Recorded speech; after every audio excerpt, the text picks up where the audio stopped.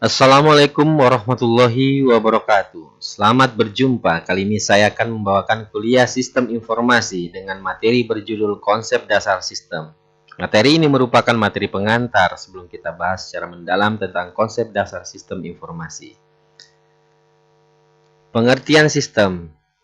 Dalam definisi sistem ada dua pendekatan yang biasa dilakukan dalam mendefinisikannya. Yang pertama adalah pendekatan prosedur, yang kedua adalah pendekatan subsistem atau komponen. Pengertian sistem dengan pendekatan prosedur.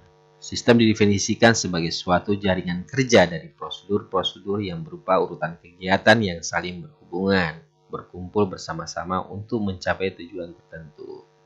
Jadi, dalam pendekatan ini yang ditekankan adalah urutan aktivitasnya. Bukan elemen-elemen yang melakukannya, tetapi urutan-urutan aktivitasnya. Kemudian pengertian sistem dengan pendekatan subsistem. Pada pendekatan ini, sistem didefinisikan sebagai kumpulan komponen yang saling berkaitan dan bekerja sama untuk mencapai suatu tujuan tertentu. Suatu sistem dapat terdiri dari beberapa subsistem, dan subsistem tersebut dapat pula terdiri lagi dari beberapa subsistem yang lebih kecil. Karakteristik sistem. Sistem mempunyai sifat-sifat atau karakter.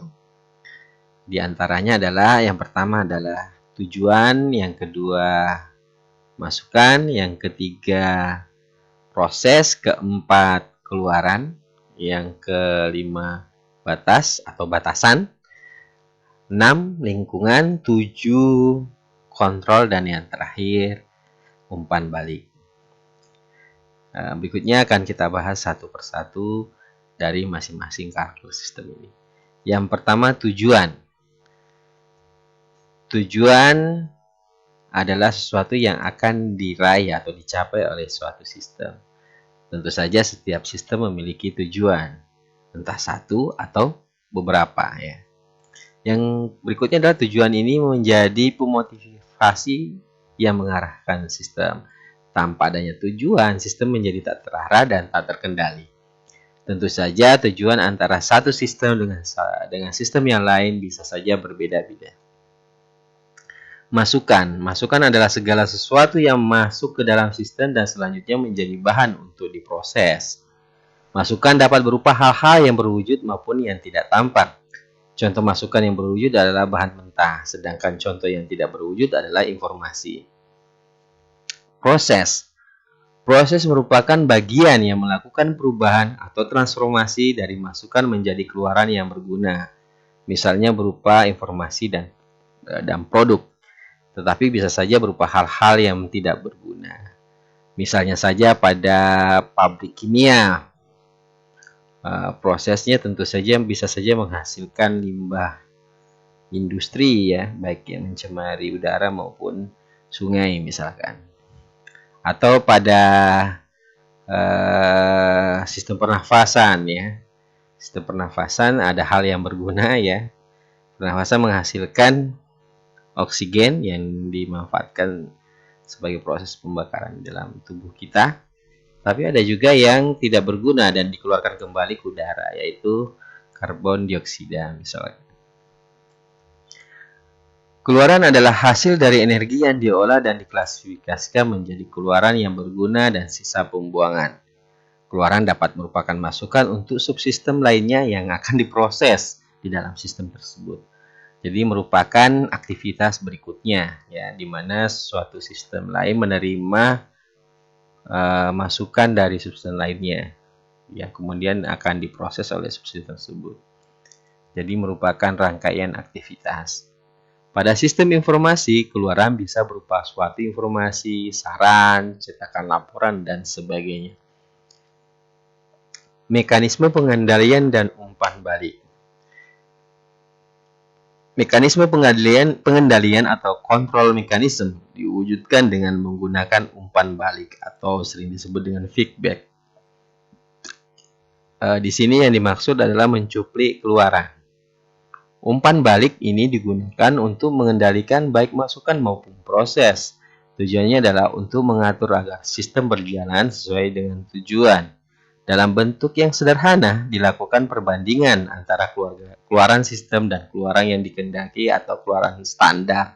Jika terdapat penyimpangan, maka akan dilakukan pengiriman masukan untuk melakukan penyesuaian terhadap proses supaya keluaran berikutnya menjadi standar. Nah, bila penyebab penyimpangannya justru terletak pada proses, maka prosesnya yang harus diperbaiki. Pada sistem informasi, cara pertama yang dapat kita lakukan adalah memberikan masukan pada setiap individu atau memberikan ringkasan kinerja terakhir untuk kegiatan manajemen.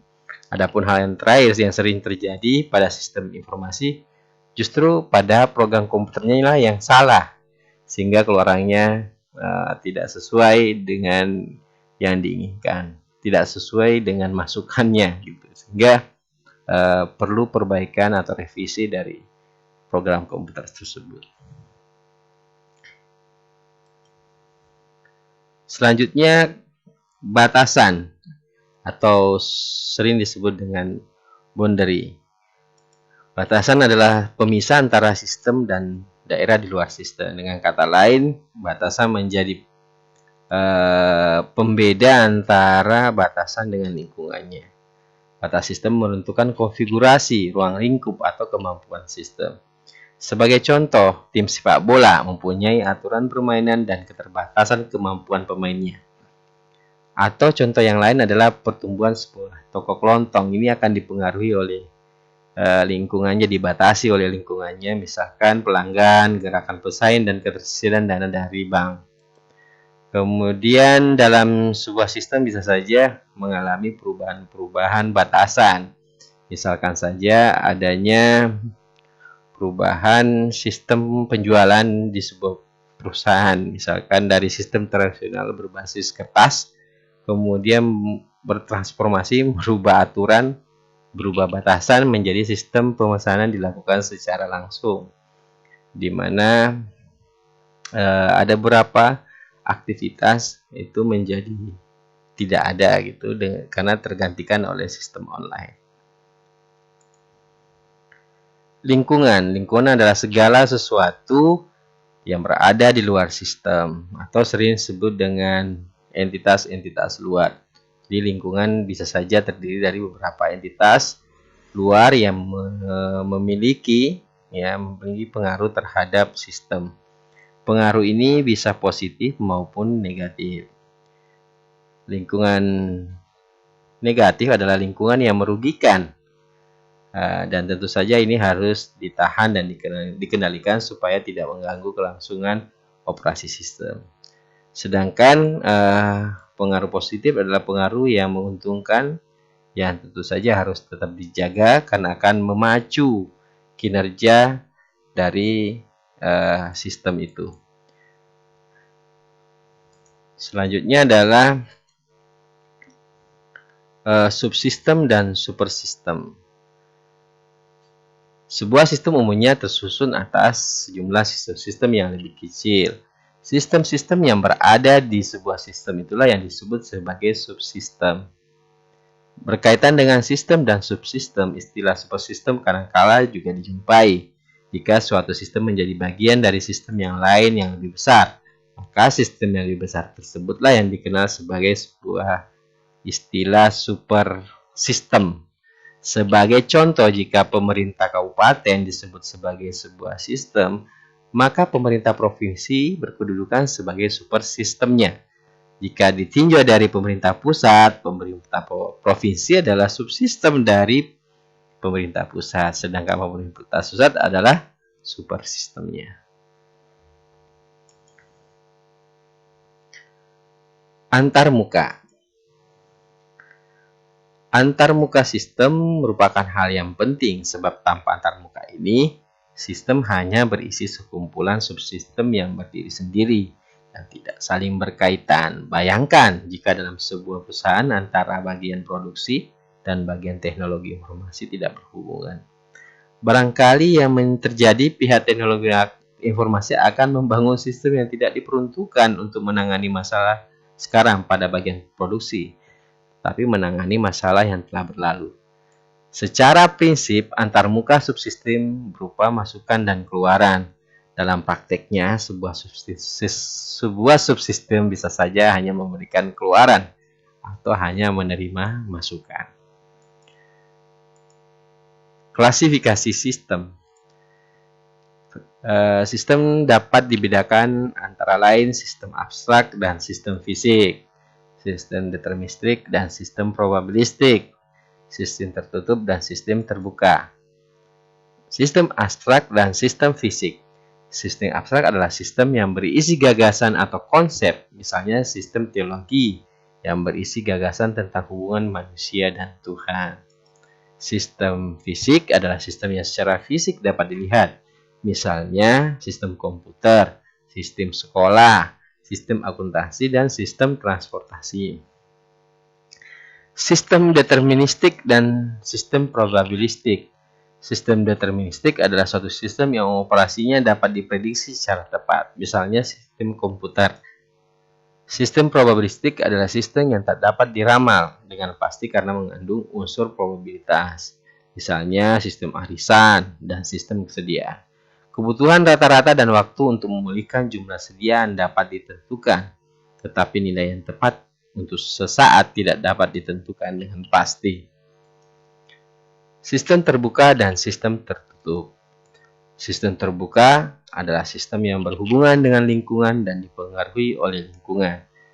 Sedangkan sistem tertutup adalah sistem yang tidak bertukar materi, informasi, atau energi dengan lingkungan.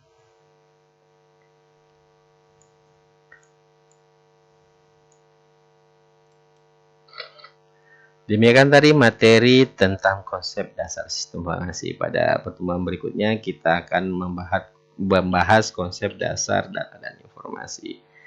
Demikian atas perhatiannya saya ucapkan terima kasih. Wassalamualaikum warahmatullahi wabarakatuh.